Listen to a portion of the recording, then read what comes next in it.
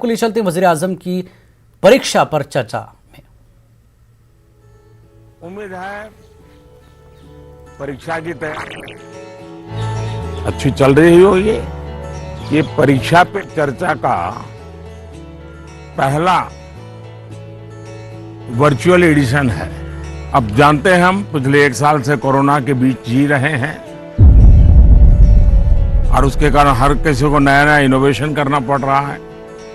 मुझे भी आप लोगों से मिलने का मोह इस बार छोड़ना पड़ रहा है और मुझे भी एक नए फॉर्मेट में आपके बीच आना पड़ रहा है और आपसे रूबरू न मिलना, आपके चेहरे की खुशी न देखना, आपका उमंग और उत्साह न अनुभव करना, ये अपने आप में मेरे लिए बहुत बड़ा लॉस है। लेकिन फिर भी परीक्षा तो है ही है। आप है, मैं हूं, परीक्षा है, तो फिर अच्छा ही है कि हम परीक्षा पे चर्चा कंटिन्यू करेंगे और इस साल भी ब्रेक नहीं लेंगे। अभी हम अपनी बातचीत का सिलसिला शुरू करने जा रहे हैं। एक बात मैं शुरू में जरूर देशवासियों को भी बताना चाहता हूं और गार्डियंस को बताना चाहता हूं, टीचर्स को बताना चाहता हूं। ये परीक्षा पे चर्चा है, लेकिन सिर्फ परीक्षा की ही चर्चा नहीं है। बहुत कुछ बातें हो सकती हैं। एक हल्का फुल्का माहौल बनाना है, एक नया आत्मविश्वास पैदा करना है और जैसे अपने घर में बैठ के बातें करते हैं, अपनों के बीच बात करते हैं, यार दोस्तों के साथ बात करते हैं, आइए हम भी ऐसे ही बात करेंगे।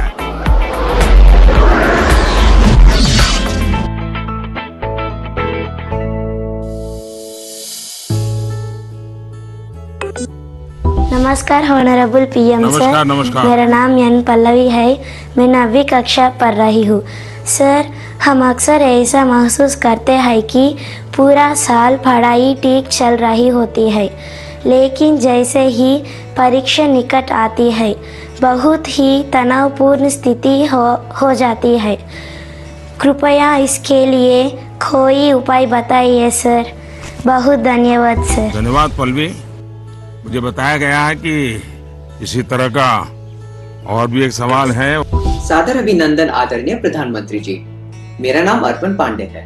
मैं global Indian international school Kuala Lumpur Malaysia में 12वीं कक्षा का छात्र हूँ। मैं आपसे अपनी भावी भविष्य की सफलता हेतु एक प्रश्न के उत्तर की आकांक्षा करता हूँ और आशा करता हूँ कि आप इसमें मेरा मार्गदर्शन करेंगे। मेरा प्रश्न है, परीक्षा की तैयारी के दौरान हमारे मन में आने वाले भय और तनाव से हम कैसे उभरे? कि क्या होगा अगर अच्छे अंक और अच्छा कॉलेज मिलेगा या नहीं? धन्यवाद। पल्लवी, अर्पण, देखिए आप जब ये फियर की, डर की बात करते हैं तो मुझे भी डर लग जाता है। अरे ऐसी कौन सी बात है जिसके लिए डरना चाहिए? क्या पहली बार एग्जाम देने जा रहे हो क्या पहले कभी एग्जाम दी नहीं? क्या आपको मालूम नहीं था कि मार्च महीने, अप्रैल महीने में एग्जाम आती है? सब पता है, पहले से पता है, साल भर पहले से पता है। अचानक तो नहीं आया है, और जो अचानक नहीं आया है, कोई आसमान नहीं टूट पड़ा है। इसका मतलब हुआ कि आपको डर एग्जाम का नहीं है, आपको डर किसी और का है। और वो क्या है? आपके आसपास एक माहौल बना दिया गया है कि यही एग्जाम सब कुछ है, यही जिंदगी है।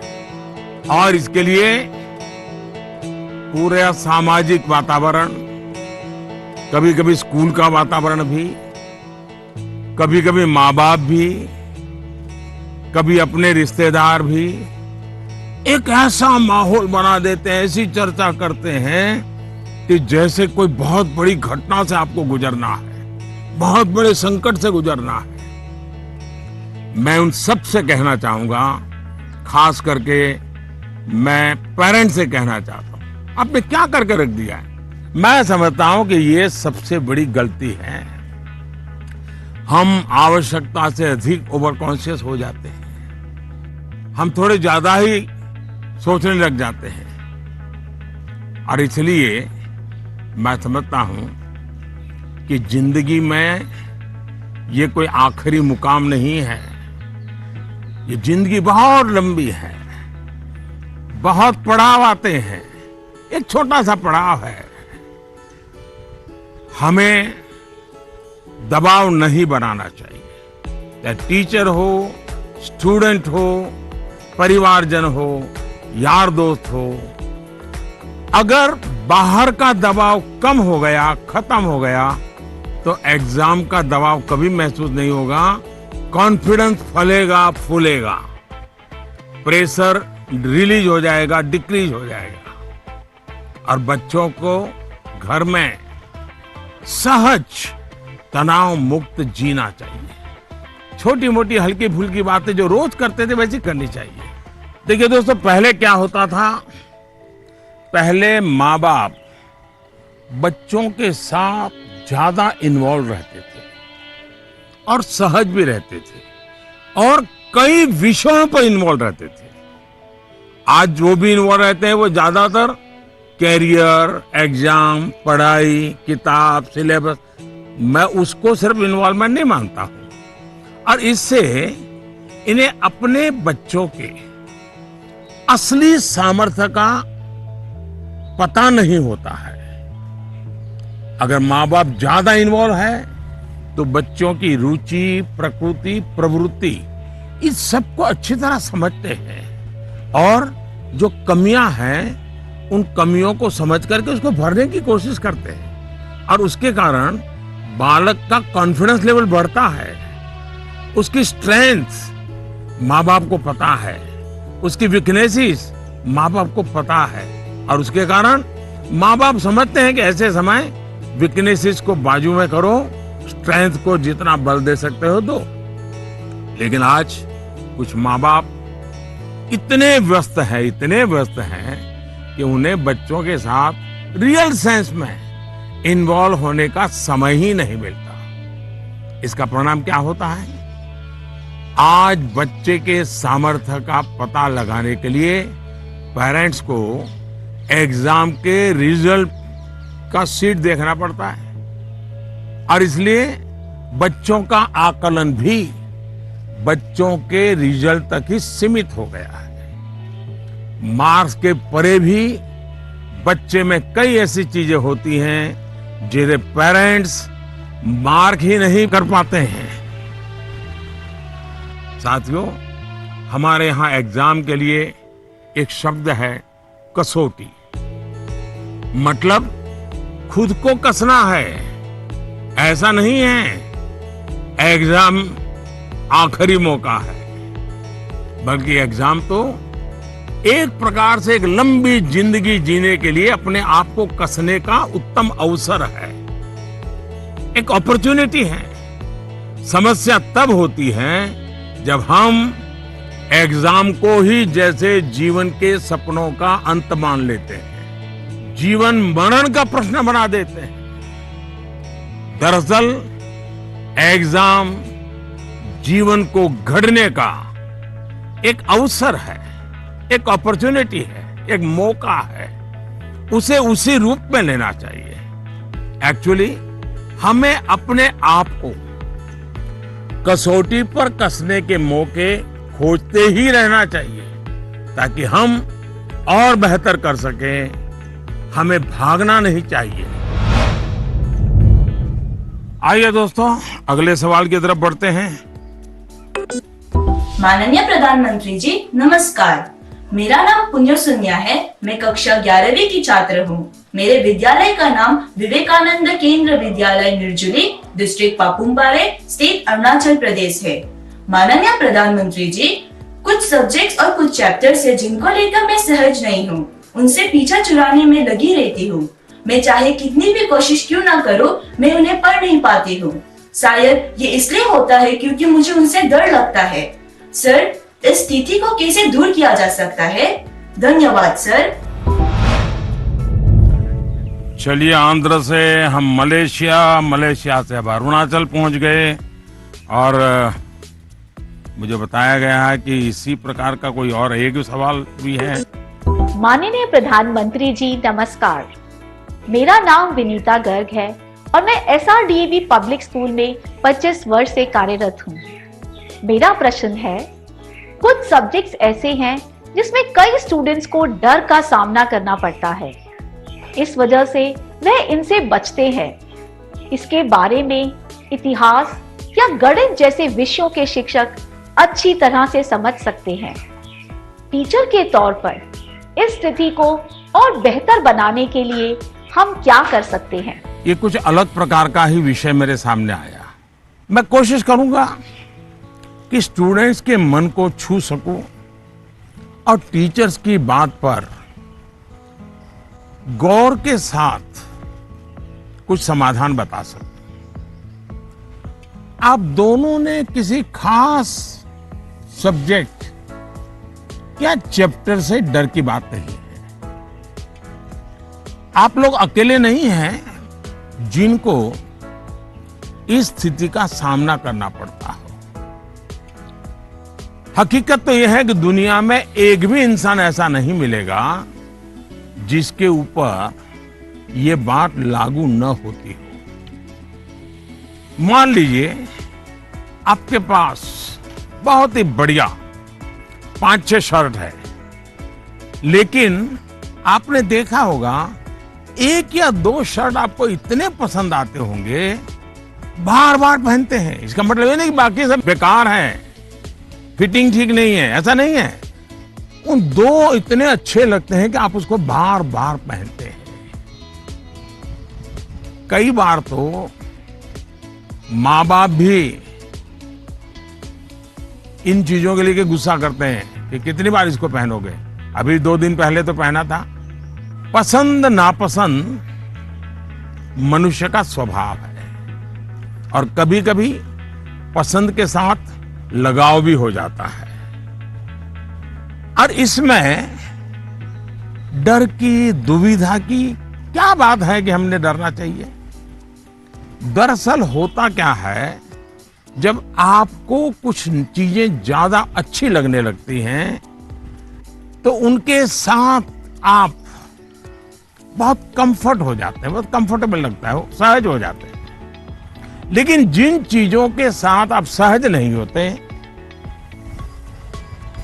उनके तनाव में आपकी 80% एनर्जी आप उसी में लगा देते हैं।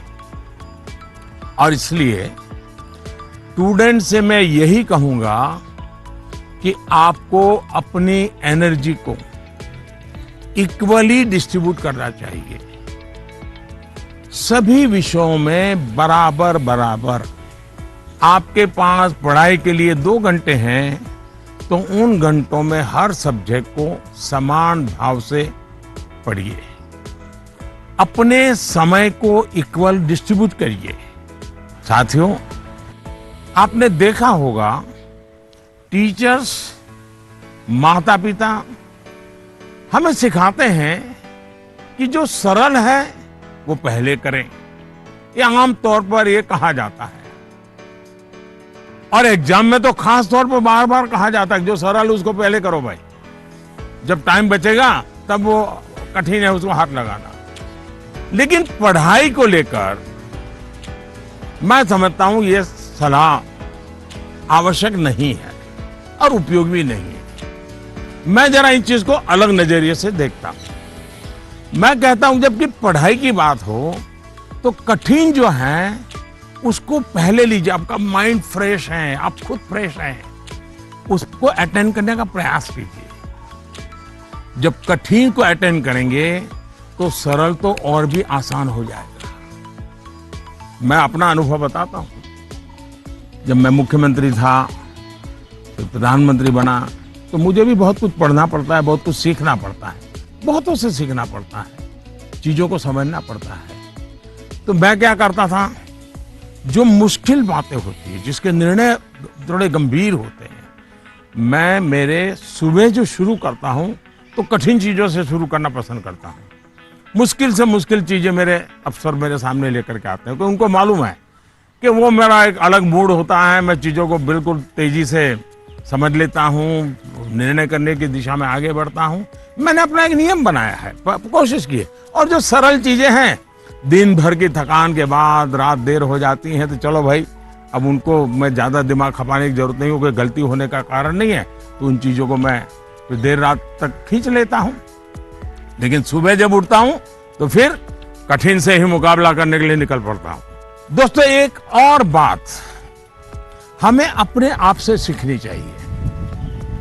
आप देखिए, जो लोग जीवन में बहुत सफल हैं वो हर विषय में पारंगत नहीं होते, लेकिन किसी एक विषय पर, किसी एक सब्जेक्ट पर उनकी पकड़ जबरदस्त होती है। अब जैसे लता दीदी हैं, लता मंगेशकर जी की पूरे दुनिया में नाम है, हिंदुस्तान के हर जुबान पे नाम है, लेकिन अगर कोई जाकर के उनको कहे कि आज हमारे क्लास में आइए और ज्योग्राफी पढ़ाइए, हो सकता है वो न भी पढ़ा भी पाए, मैं नहीं जानता हूं कि वो पढ़ा पाए न पढ़ा पाए, लेकिन लता जी की महारत ज्योग्राफी में शायद न भी हो, लेकिन संगीत की दुनिया में उन्होंने जो किया हुआ है, एक विषय पर जिस प्रकार से अपना जीवन खपा दिया है, आज वो हर एक के लिए प्रेरणा का कारण बन गई है। और इसलिए आपको भले कुछ सब्जेक्ट मुश्किल लगते हो, ये कोई आपके जीवन में कोई कमी नहीं है। आप बस ये ध्यान रखिए कि इस मुश्किल लगने वाले सब्जेक्ट की पढ़ाई से खुद को दूर मत कीजिए, उसे भागिए मत। वहीं टीचर्स के लिए मेरी सलाह ये है, वो विद्यार्थियों से उनको टाइम मैनेजमेंट के संबंध में, उसके तौर तरीके संबंध में, सिलेबस के बाहर जाकर के भी कभी उनसे बातें करें, उनसे चर्चा करें, उनको गाइड करें। विद्यार्थियों को टोकने के बजाय उन्हें गाइड करें। टोकना, रोकना, उसका प्रभाव मन पे और ज्यादा नेगेटिव फैलता है। प्रोत्साहित करने से वो कॉन्सेंट्रेटेड ताकत के रूप में कन्वर्ट हो जाता है। कुछ बातें क्लास में सार्वजनिक तौर पर जरूर कहें ताकि सबका प्रबोधन होगा, लेकिन बहुत सी बातें ऐसी होती हैं जब किसी एक बच्चे को बुला करके चलते चलते थोड़ा सर पे हाथ रख करके बहुत ही प्यार से कहें, दे बेटा देखो भैया तुम इतने बढ़िया करते हो, जरा देखो इसको जरा थोड़ा ये कर लीजिए, देखिए तुम्हारे में बहुत बड़ी ताकत है, आप देखिए ये बहुत काम आएगा, बहुत काम आएगा। एक काम करिएगा, आपके जीवन में ऐसी कौन सी बातें थी जो कभी आपको बहुत कठिन लगती थी और आज आप उसको बड़ी सहजता से कर पा रहे हैं? ऐसे कुछ कामों की लिस्ट बनाइएगा। जैसे साइकिल चलाना कभी आपको कठिन लगा होगा, लेकिन अब वही काम आप बहुत सरलता से करते लेते होंगे। कभी तैरने की बात आई होगी, बहुत डर लगा होगा, उतरने से भी डर लगा होगा, लेकिन आप अच्छे तरह आज तैरना सीख गए होंगे। मतलब जो कठिन था उसको आपने कन्वर्ट कर दिया। आपके जीवन में ऐसी सैकड़ों चीजें होगी, अगर आप ये याद करके जरा किसी कागज पर लिख लेंगे तो कभी आपको किसी को भी, मुझसे भी कठिन वाला सवाल पूछना ही नहीं पड़ेगा, क्योंकि कभी कोई चीज आपको कठिन लगेगी ही नहीं। मुझ पे भरोसा कीजिए दोस्तों, एक बार करके देखिए। Honorable Prime Minister Ji, Vanakkam. Vanakkam. I am Neelanand, studying 12th standard in Vivekananda Kendra Vidyalaya Metric Higher Secondary School, Kanyakumari. Dear sir, during this pandemic situation, after the online classes, we all get more free time than usual. I would like to know how can we make the best use of our free time. My thanks to our Honorable Prime Minister for giving this opportunity. वणक्कम। Mummy papa को पता चलेगा ना कि आप परीक्षा के समय में खाली समय की बात कर रहे हैं। तो फिर देखिए क्या होता है। खैर, मुझे ये सवाल बहुत अच्छा लगा कि आप एग्जाम के समय भी खाली समय पर ध्यान दे रहे हैं, खाली समय पे चर्चा कर रहे हैं। देखिए दोस्तों, खाली समय, इसको खाली मत समझिए। ये खजाना है, खजाना। खाली समय एक सौभाग्य है, खाली समय एक अवसर है। आपकी दिनचर्या में खाली समय के पल होने ही चाहिए, वरना तो जिंदगी एक रोबोट जैसी हो जाती है। दरअसल खाली समय दो तरह के हो सकते हैं। एक जो आपको सुबह से ही पता है कि आज आप 3 से 4 बजे तक फ्री हैं, या आने वाले रविवार को आप आधा दिन फ्री हैं, या आप 4 तारीख को छुट्टी है, आप दोपहर तक आपके पास कोई काम नहीं, आपको पता है। लेकिन दूसरा वो जिसका पता आपको लास्ट मोमेंट में चलता है। अगर आपको पहले से ही पता है कि मेरे पास खाली समय है, तो आप अपने पेरेंट्स या अपने बहन भाई से कह सकते हैं कि मैं आपकी हेल्प करूंगा। आपको क्या काम करना है, आप क्या कर रहे हैं, मैं क्या हेल्प कर सकता हूं। दूसरा, आप सोचें कि ऐसी कौन सी चीजें हैं जो आपको खुशी देती हैं। थोड़ा भारी भरकम शब्द है स्वांतः सुखाय, जिसमें से आपको सुख मिलता है, आपको आनंद मिलता है, आपके मन को बहलाती हैं। आप ऐसा भी कुछ कर सकते हैं। अब आपने मुझे पूछा है तो मैं भी सोचता हूं कि मैं क्या करना पसंद करता हूं। मैंने अपनी दिनचर्या में ऑब्जर्व किया है कि अगर मुझे थोड़ा सा भी खाली समय मिल जाए और अगर झूला है तो मेरा मन करता है कुछ पल में झूले पर जरूर बैठूं। बहुत थकान है और 5 मिनट का भी समय मिल गया, या फिर मैं कोई काम भी कर रहा हूं, तो अपने खाली समय में झूले पर बैठकर, पता नहीं क्या कारण है, लेकिन मेरा मन प्रफुल्लित हो जाता है। जब आप खाली समय अर्न करते हैं तो आपको उसकी सबसे ज्यादा वैल्यू पता चलती है। इसलिए आपकी लाइफ ऐसी होनी चाहिए कि जब आप खाली समय अर्न करें तो आपको असीम आनंद दें। यहां यह भी ध्यान रखने की जरूरत है कि खाली समय में किन चीजों से बचना चाहिए, नहीं तो वही चीज सारा समय खा जाएगी, पता भी नहीं चलेगा, और अंत में रिफ्रेश रिलैक्स होने के बजाय आप तंग आ जाएंगे, थकान महसूस करने लगेंगे।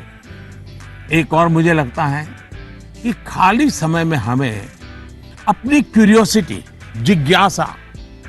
जिज्ञासा बढ़ाने की और ऐसी कौन सी चीजें हम कर सकते हैं जो शायद बहुत प्रोडक्टिव हो जाएगी। आपके माँ या पिता अगर खाना बना रहे हैं, उसे ऑब्जर्व कीजिए।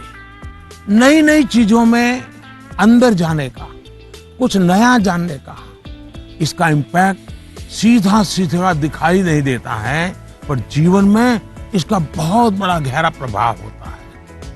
फ्री टाइम का एक और बेस्ट यूज हो सकता है कि आप कुछ गतिविधियों से अपने आप को जोड़ें, जिसमें आप को एक्सप्रेस कर पाए, आपकी यूनिकनेस को बाहर ले आ सके, जिसमें आप अपनी इंडिविजुअलिटी से जुड़ सके। ऐसा करने के बहुत से तरीके हैं और आप भी ऐसे बहुत से तरीके जानते हैं। स्पोर्ट्स हैं, म्यूजिक है, राइटिंग है, पेंटिंग है, स्टोरी राइटिंग है, आप बहुत कुछ कर सकते हैं। अपने थॉट्स को, इमोशंस को एक्सप्रेस करने का एक क्रिएटिव तरीका दीजिए, अवसर दीजिए।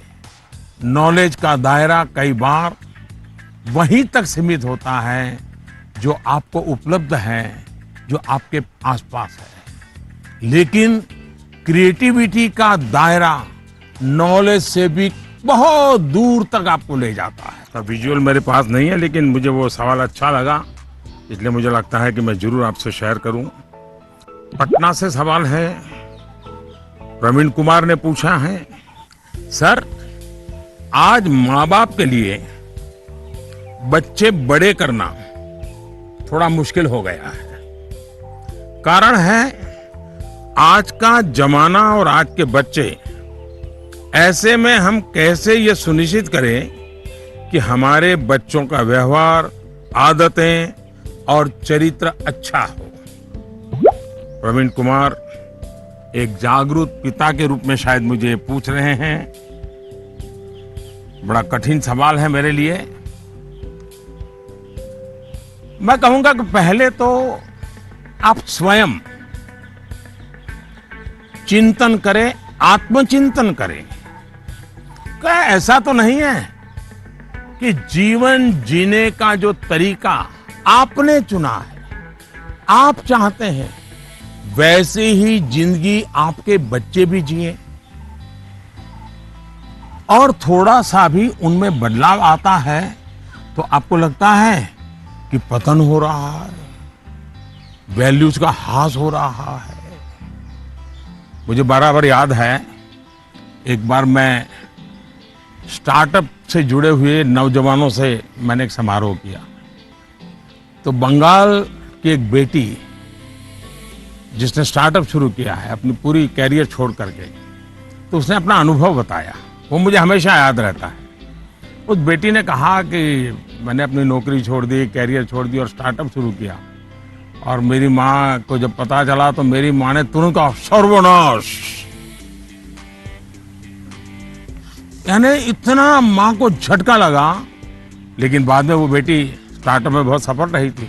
आपको सोचना चाहिए कि आप अपने भाव विश्व में अपने बच्चों को जकड़ने का प्रयास तो नहीं कर रहे हैं, और इसलिए आपका परिवार, आपकी परंपराएं, उसमें मूलभूत मूल्यों को कैसे जोड़ दें, हमें आइडेंटिफाई करना चाहिए। जैसे हमारे यहां कहा जाता है, जन सेवा ही प्रभु सेवा है।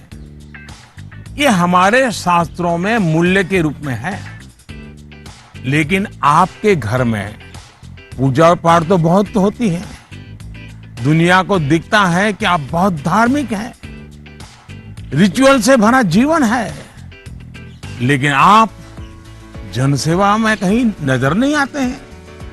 अब जब आपके संतान यह विरोधाभास देखती हैं, तो उसके मन में कॉन्फ्लिक्ट शुरू हो जाता है, सवाल खड़े हो जाते हैं, और सवाल उठना स्वाभाविक में है। उसी प्रकार से भी हमारे मूल्य हैं कि जीव मात्र से परमात्मा का वास है। उसी प्रकार से हम सबकी मान्यता है, और हमें यह सिखाया गया है, हमारे जीवन मूल्य के रूप में प्रस्थापित हो चुका है, और हमारी सोच है कि जीव मात्र में परमात्मा का वास है। लेकिन आपके घर में जो काम करने आते हैं, झाड़ू पोछा लगाने आते हैं, लिफ्ट चलाने वाला होता है, आपको स्कूल में छोड़ने वाला ऑटो रिक्शा ड्राइवर है, क्या कभी आपने उनसे उनके सुख दुख की चिंता और चर्चा की है? क्या कभी आपने पूछा, वे आपके परिवार में तो किसी को कोरोना नहीं हुआ है ना, आपके परिवार के तो सब सुखी है ना, आप जिस गांव से आए हो उस गांव में तो सब ठीक है ना? क्या आपने कभी पूछा है? अगर आप ऐसा करते तो आपको अपने बच्चे को मूल्य नहीं सिखाने पड़ते। मैं आप पर सवाल नहीं खड़े कर रहा, एक सामान्य व्यवहार की बात कर रहा हूं। कुछ लोग वाकई ऐसा नहीं करते। बच्चे का बर्थडे होता है, बहुत सारी तैयारियां होती हैं, कितने लोग अपने घर में काम करने वालों से कहते हैं कि जो भी काम करना है 5 बजे तक पूरा कर दो, 6 बजे जब मेहमान आना शुरू हो जाएंगे तब तुम भी हमारे परिवार के मेहमान के रूप में कपड़े पहन करके, अच्छे कपड़े पहन करके परिवार के सबको लेकर के आ जाना। आप देखिए, आप उनसे क्या कहते हैं। आज घर में बहुत से मेहमान जाने वाले हैं, देर तक रुकना पड़ेगा। आप ऐसा कहने के बजाय क्या कहते हैं, देखो कल बहुत मेहमान आने वाले हैं, बहुत काम है, तुम घर बता के आ जाना, देर से आऊंगा, देर से आऊंगी। यानी आपका बच्चा देख रहा है कि इतना बड़ा उत्सव है घर में, लेकिन वो जो मेरे लिए मेहनत करते हैं दिन रात, वो तो इसमें हिस्सेदार ही नहीं है। और तभी उस बच्चे के मन में टकराव शुरू होता है। मैं आपको एक और उदाहरण देता हूं। हम कहते हैं बेटा बेटी एक समान, ये मूल्य है हमारे यहां देव रूप की जो कल्पना की गई है, उसमें स्त्री भगवान का उतना ही महत्व है। लेकिन हमारे घर के वातावरण में बेटे और बेटी के बीच जाने अनजाने में जो ट्रीटमेंट किया जाता है, उसमें असमानता होती है। उसके बाद जब वही बेटा समाज जीवन में जाता है तो उसके द्वारा नारी समानता में कुछ न कुछ कमी की संभावना बन ही जाती है। ये सही है कि परिवार के संस्कार अच्छे होते हैं तो बुराइयां हावी नहीं होती हैं, लेकिन 19-20 का ही फर्क होता है। बेटे के व्यवहार में कुछ न कुछ कमी रह जाती है। इसलिए हमने जो अपना भाव विश्व बनाया हुआ है, वो जब व्यवहार की कसौटी पर खरा नहीं उतरता है, तब बच्चों के मन में अंतर्द्वंद शुरू हो जाता है। इसलिए मूल्यों को कभी भी थोपने का प्रयास न करें, मूल्यों को जीकर प्रेरित करने का प्रयास करें। आखिरकार बच्चे बड़े स्मार्ट होते हैं, जो आप कहेंगे उसे वो करेंगे या नहीं करेंगे ये कहना मुश्किल है, लेकिन इस बात की पूरी संभावना होती है कि जो आप कर रहे हैं वो उसे बहुत बारीकी से देखता है और दोहराने के लिए लालायित हो जाता है। और जब आप इन मूल्यों के साथ हमारे इतिहास, हमारे पुराण, हमारे पुरखों की छोटी छोटी बातों को सहजता से जोड़ेंगे तो बच्चे भी प्रेरित होंगे। आचार व्यवहार में उतरना आसान हो जाएगा।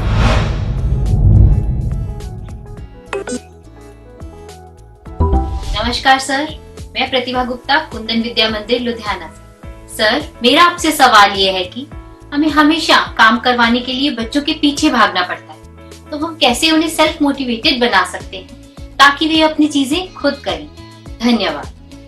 आप बुरा न माने तो मैं जरा इस विषय में आपसे अलग राय रखता हूं। मुझे लगता है कि बच्चों के पीछे इसलिए भागना पड़ता है क्योंकि उनकी रफ्तार हमसे ज्यादा है। ये बात सही है कि बच्चों को सिखाने की, बताने की, संस्कार देने की जिम्मेदारी परिवार के सबकी है, लेकिन कई बार बड़े होने के बावजूद हमें भी तो जरा मूल्यांकन करना चाहिए। हम एक सांचा तैयार कर देते हैं और बच्चे को उसमें ढालने की कोशिश करते रहते हैं और समस्या यहीं से शुरू होती है।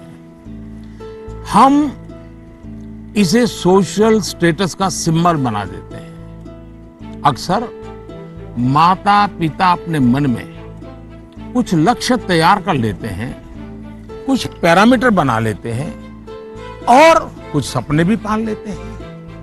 फिर अपने उन सपनों और लक्ष्यों को पूरा करने का बोझ बच्चों पर डाल देते हैं।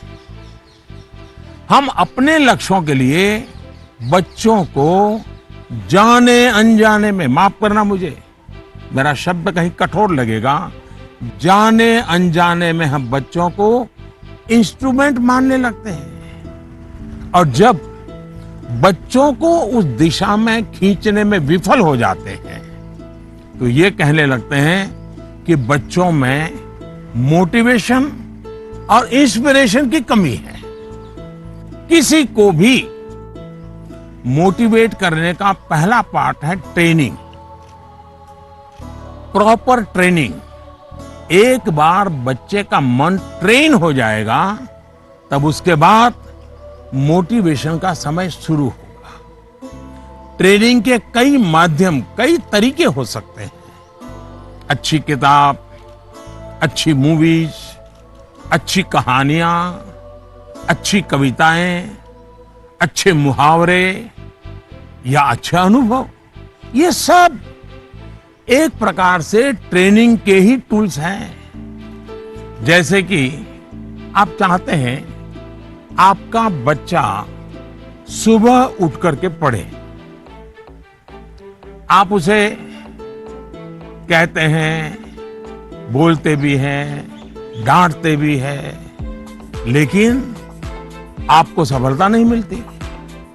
लेकिन क्या आपके घर में कभी ऐसी किताबों की चर्चा होती है जिसमें इनडायरेक्टली सुबह उठने के फायदों की चर्चा हो? हमारे यहाँ आध्यात्मिक जीवन के लोग ब्रह्म मुहूर्त से ही उनका दिवस प्रारंभ हो जाता है और वो उसी के नॉर्म्स का पालन करते हैं। तो दूसरी ओर आजकल 5 AM क्लब की भी चर्चा होती है।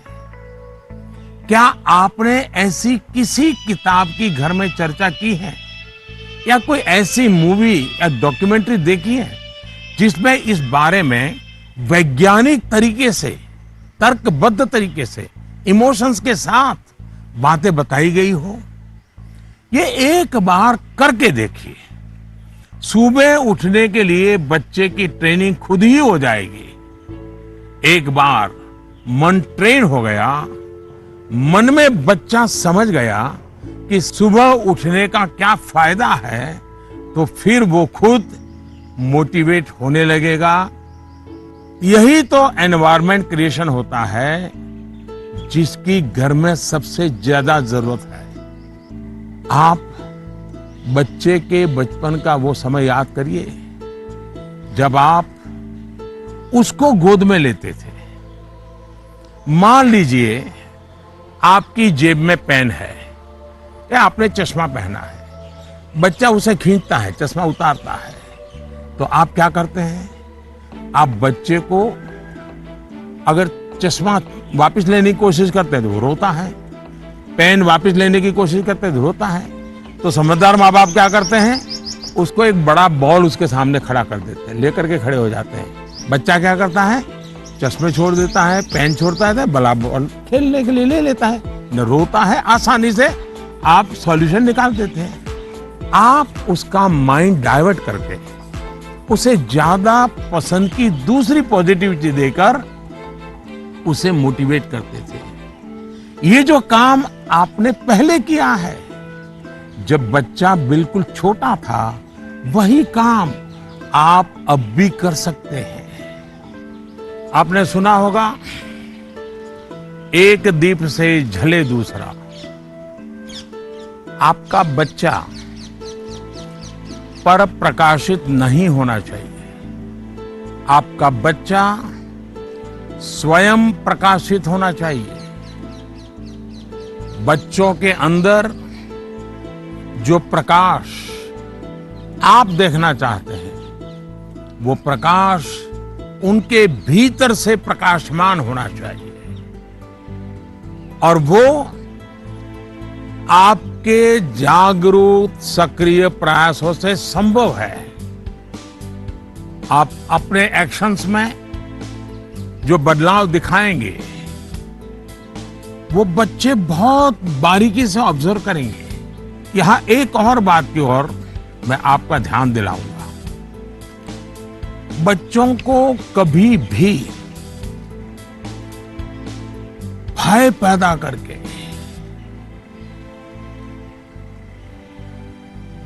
ये होगा तो ये होगा, ऐसा होगा तो ऐसा होगा। कृपा करके ऐसी कोशिश मत कीजिए।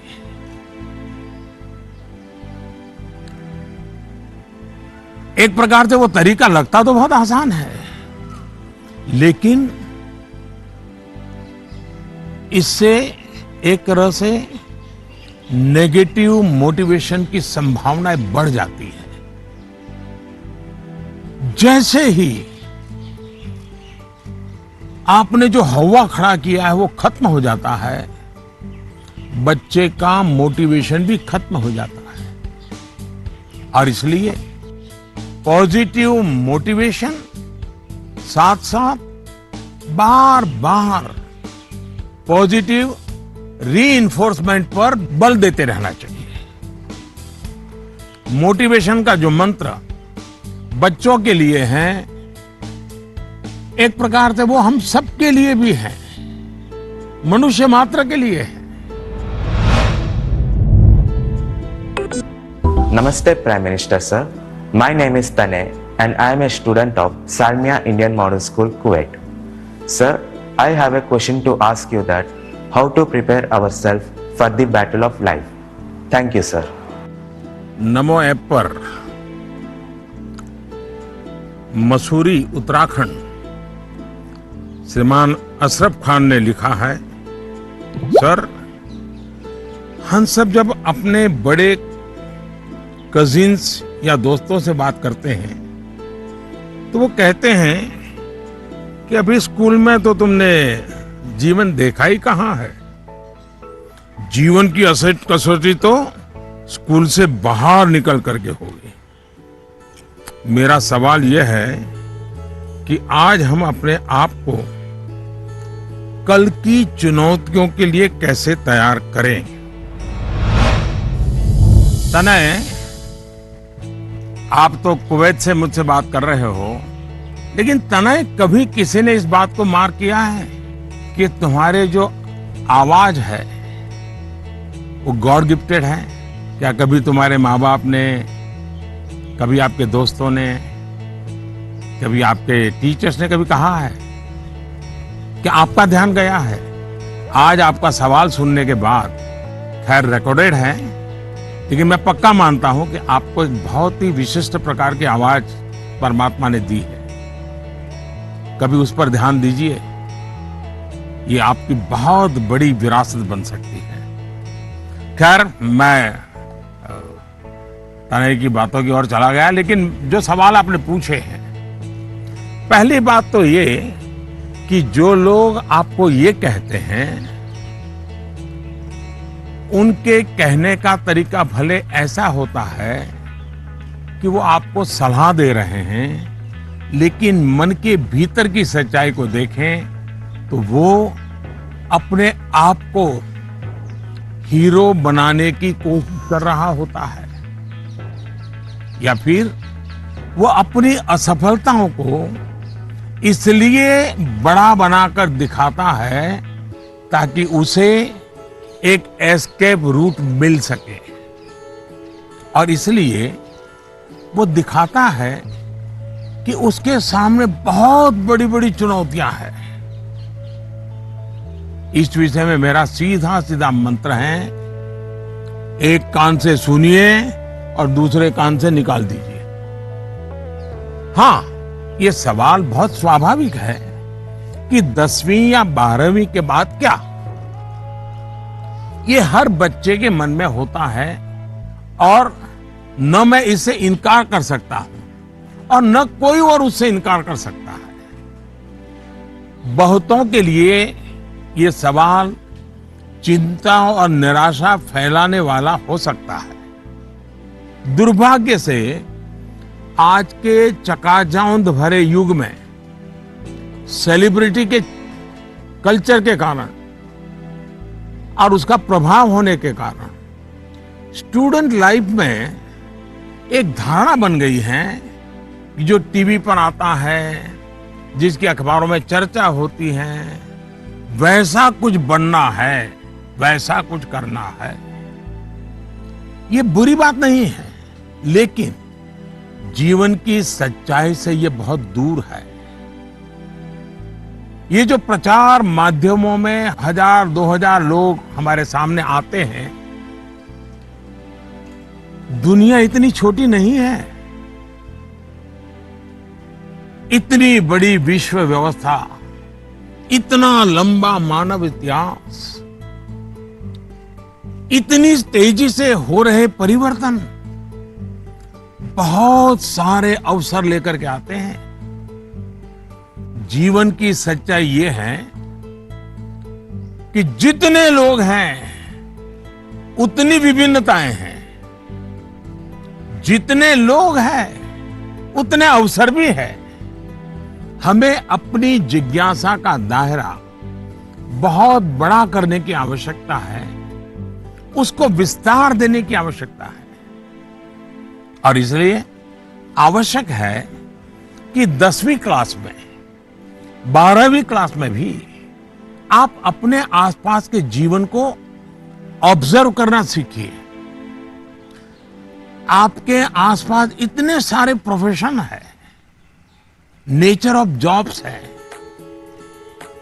और बदलते हुए नेचर ऑफ जॉब्स हैं। खुद को ट्रेन करिए, अपनी स्किल बढ़ाइए और उसका लाभ उठाइए। करियर के चुनाव में एक पक्ष ये भी है कि बहुत से लोग जीवन में इजी रूट की तलाश में रहते हैं। बहुत जल्दी वाहवाही मिल जाए, आर्थिक रूप से बड़ा स्टेटस बन जाए, ये इच्छा ही जीवन में कभी कभी, हर बार नहीं लेकिन कभी कभी अंधकार की शुरुआत भी करने का कारण बन जाती है। फिर ये अवस्था ऐसी होती है जिसमें सपने पालना और देखना जरा अच्छा लगता है। सपनों में खोए रहना अच्छा लगता है। सपने देखना अच्छी बात है, लेकिन सपने को लेकर के बैठे रहना और सपनों के लिए सोते रहना, ये तो सही नहीं है। सपनों से आगे बढ़कर अपने सपनों को पाने का संकल्प ये बहुत महत्वपूर्ण है। आपको सोचना चाहिए कि आपका वो कौन सा एक सपना है जिसे आप अपने जीवन का संकल्प बनाना चाहेंगे।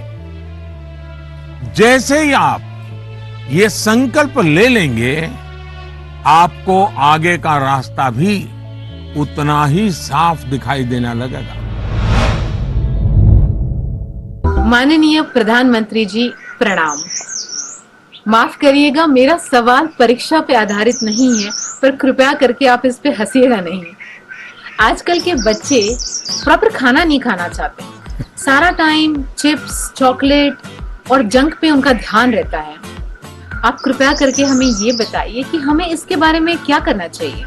इसी प्रकार के कुछ और सवाल भी मेरे साथ हैं और ये नरेंद्र मोदी ऐप पर छत्तीसगढ़ रायपुर से सुनीता पॉल जी ने लिखा है, सर हमारे बच्चों को हम जो टिफिन में देते हैं वे उस चीज को खाते नहीं और हमेशा फास्ट फूड खाने की जिद करते हैं। कृपया इस मुद्दे पर हमारा मार्गदर्शन करें। मैं समझ नहीं पा रहा हूं कि मैं ये सारे सवाल सुनकर के मुस्कुराऊं या जोरों से हंस पड़ूं। अगर इस मुद्दे पर हम मनोवैज्ञानिक तरीके से आगे बढ़े तो शायद इसका समाधान आसान हो जाएगा। हमारी जो ट्रेडिशनल खाने की चीजें हैं, मनोवैज्ञानिक रूप से उनके प्रति हम सहज रूप से गौरव का भाव पैदा करें। उसकी जो विशेषता है उसकी बात करें। खाना पकाने की हमारी जो प्रक्रिया है, किचन की जो एक्टिविटी है, वो घर के बाकी सदस्यों को पता होनी चाहिए कि कितनी मेहनत करने के बाद खाना पकता है। बच्चों के सामने भी ये सारी बातें चर्चा में लानी चाहिए। कैसे खाना पकता है, कितनी देर लगती है, कितने इंग्रेडिएंट्स होते हैं, उन्हें महसूस होगा कि आखिर कितनी मेहनत का काम होता है और तब जाकर के मेरी थाली भरती है। दूसरा, आज के जमाने में खाने पीने की बहुत सारी वेबसाइट है, हेल्दी फूड की भी कोई कमी नहीं है। क्या हम इनसे भी जानकारियां जुटाकर ऐसी चीजों को लेकर कोई गेम डेवलप कर सकते हैं जो हम हफ्ते में एक बार खेल सकें? जैसे गाजर है, कैरेट, उसके इंपॉर्टेंस पर हम बोलें, उसके क्या फायदे होते हैं, क्या लाभ होते हैं, क्या न्यूट्रिएंट्स होते हैं, ऐसा करके देखें। दूसरा, हम सबके घर में जो फैमिली डॉक्टर हैं, वो डॉक्टर एक प्रकार से मित्र होते हैं। जब कभी उनका घर आना हो तो उनकी बातें पूरा परिवार सुने कि किस प्रकार के खाने का क्या महत्व है, न्यूट्रिएंट्स कहां से मिलते हैं, क्या खाना चाहिए, वो बता सकते हैं कि आपके घर में क्या प्रॉब्लम हेरिडिटरी है और उनसे बचने के लिए क्या खाना आवश्यक है। इससे भी बच्चों को फायदा होगा। तीसरा, आप टीचर से रिक्वेस्ट कर सकते हैं कि आप बच्चों में ये क्या आपको तकलीफ हो रही है, खास करके खाने के विषय में, टीचर को समझाइए, टीचर को विश्वास में लीजिए। अब देखिए, टीचर बड़ी कुशलता से कथा कहते कहते, बात करते करते, हंसी मजाक में उसके दिमाग में भर देगा कि ये क्यों करना चाहिए। और टीचर के कहने का बच्चों पर अलग ही असर होता है। हमें भी कुछ कुछ नए एक्सपेरिमेंट करते रहना चाहिए। मैंने काफी ऐसे उदाहरण देखे हैं जहां परिवार में ट्रेडिशनल खाना ही बच्चों को मॉडर्न रंग रूप में बनाकर दिया जाता है, तो उससे बच्चों में भी उसको लेकर एक स्वाभाविक आकर्षण पैदा होता है। खैर, ये मेरे सिलेबस के बाहर का विषय है, लेकिन हो सकता है शायद मेरी कुछ बातें काम आ जाए आपको।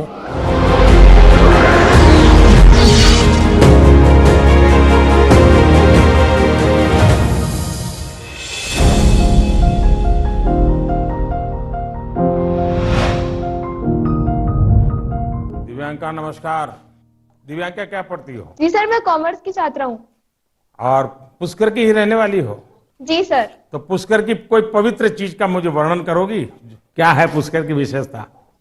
पुष्कर में एकमात्र ब्रह्मा मंदिर है। हाँ। और जो पुष्कर राज है वह 68 तीर्थों का गुरु है। अच्छा, ब्रह्मा का क्या रोल रहा है? जी, उन्होंने पृथ्वी को क्रिएट किया है। अच्छा बताइए दिव्यांका, क्या सवाल था आपके मन में? सर, मेरे कुछ मित्र ऐसे हैं जिनकी मेमोरी एवरेज है। वे किसी भी विषय को कितना भी पढ़ ले, वे परीक्षा में उसे याद नहीं रख पाते हैं। सर, वे ऐसा क्या करें कि वे उस विषय को याद रख सके? अच्छा, तो आपको मेमोरी की जड़ी बूटी चाहिए। जी सर। देखिए दिव्यांका, आप सबसे पहले अपनी डिक्शनरी से इस शब्द को डिलीट कर दीजिए। आप सोचिए ही नहीं कि आपके पास याद करने की शक्ति नहीं है। अगर आप खुद से जुड़ी कुछ घटनाओं को देखें तो आपको पता चलेगा कि वास्तव में आपको बहुत सारी चीजें याद रहती हैं। जैसे आपकी मदर टंग या मदर टंग आपने किसी को बहुत ग्रामर के साथ पढ़ाया था क्या, सिखाया था क्या? नहीं सर। आपको याद होगा? नहीं नहीं। क्या स्कूल में आपने सीखी या किताब में कहीं भी नहीं? हाँ, ये सब सुन करके सीखी। तो यही वो चीजें हैं, जरा सोचिए कि आपको जो पसंद है, क्या इन चीजों को याद रखने के लिए आपने कभी कोशिश की थी? वो बातें जिनसे आप पूरी तरह जुड़ गए हैं, मग्न हो गए हैं, वो बातें जो आपका हिस्सा बन गई हैं, आपके विचार प्रवाह का हिस्सा बन गई हैं, उन्हें आप कभी नहीं भूलते हैं। दूसरे शब्दों में कहूं तो ये मेमोराइज नहीं है, एक्चुअली ये इंटरनलाइज है। और इंटरनलाइज करना यही इसका एक अच्छा रास्ता है। और इसलिए आपको याद करने पर जोर देने के बजाय आपको उसे जीने की कोशिश करनी चाहिए, सहजता, सरलता, समग्रता के साथ। आपके पास भी वही सारी शक्तियां हैं जो किसी बहुत टैलेंटेड व्यक्ति के पास होती है। सोचिए, अपने भाई या बहन के साथ अगर आपका झगड़ा हुआ हो तो वो आपको एकदम याद रहता है, आप उसे भूलते नहीं हैं। यहां तक कि आपको यह भी याद रहता होगा कि उस समय आपने, आपके भाई बहन ने कौन से कपड़े पहने थे, आप खड़े खड़े लड़ रहे थे कि दौड़ते हुए लड़ रहे थे, सब याद होगा, एक एक वाक्य याद होगा। जी सर। यानी इसका एक मतलब यह है कि आप उसमें फुली इन्वॉल्व थे, आप उस क्षण को पूरी तरह जी रहे थे। साफ है कि चीजें याद रहे, प्रॉपरली रिकॉल कर सके, उसके लिए आप जिस क्षण में हैं उस क्षण में ही रहना और उसमें पूरी तरह से इन्वॉल्व रहना बहुत जरूरी है। यानी हम पढ़ाई कर रहे हैं, किताब हाथ में है और मन है खेल के मैदान में, सहेलियों के साथ, दोस्तों के साथ, फिर तो मामला गड़बड़ हो जाता है।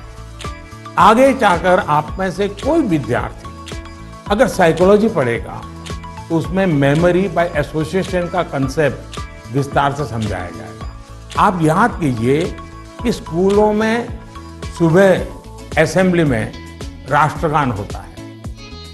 अब जन गण मन हर कोई गाता है, लेकिन क्या कभी आपने जनगण मन गाते समय आपने उस राष्ट्रगान के साथ देश में ट्रैवल किया क्या? आप उसके साथ जो शब्द आते हैं उन शब्दों के साथ अपने आप को विजुअलाइज कर पाए कि नहीं कर पाए? पंजाब को, गुजरात को, महाराष्ट्र को, बंगाल को मन ही मन राष्ट्रगान गाते समय ट्रैवल किया क्या? आपको एकदम से याद होना शुरू हो जाएगा। मन ही विजुअलाइज करेंगे तो आपको अच्छे से याद रह जाएगा। इसका तो एक फायदा और होगा, आप इस देश के साथ भी एकाकार होते चले जाएंगे। यानी इन्वॉल्व, इंटरनलाइज, एसोसिएट और विजुअलाइज।